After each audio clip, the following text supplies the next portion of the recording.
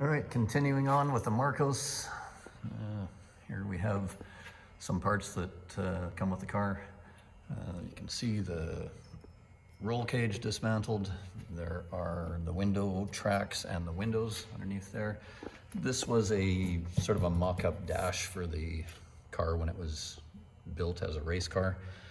A right-hand drive steering rack if you want to convert it back to right-hand drive, and a fairly thick sway bar in the front.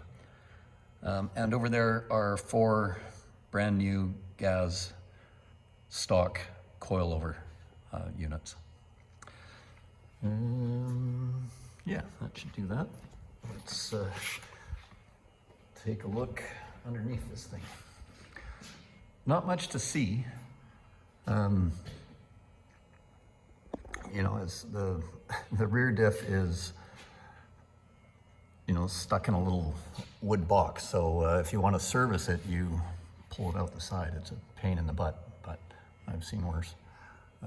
You know, there is no rust anywhere in this thing.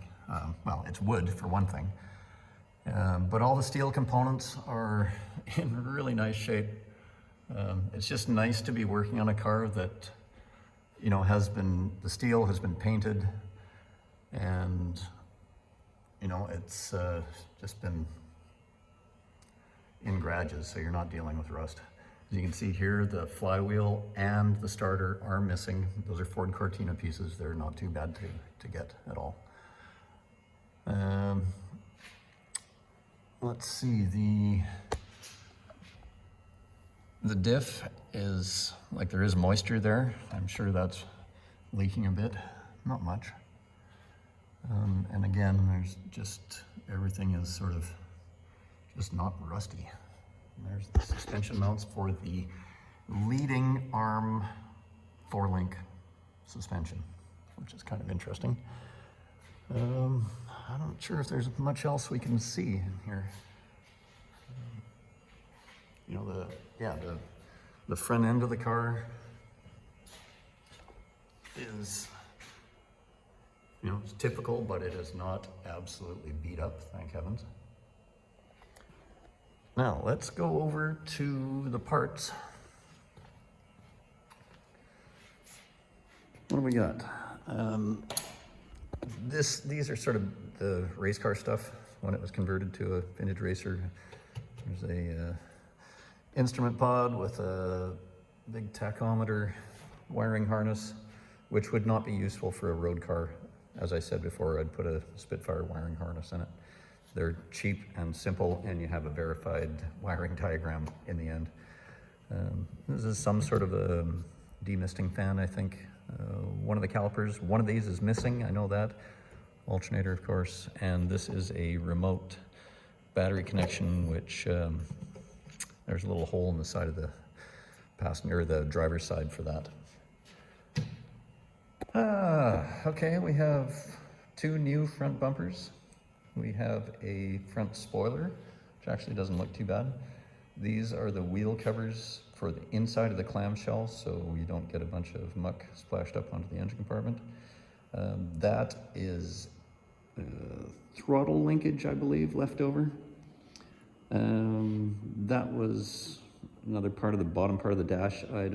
I don't think it's stock. Here's a bracket for the windshield washer motor, which is just sitting in there right now. We've got mirrors, and there's 2 of these, and they fit. They're just an interior piece that need to be upholstered. They sit at the backs of the doors. More trim for the aluminum around the engine compartment.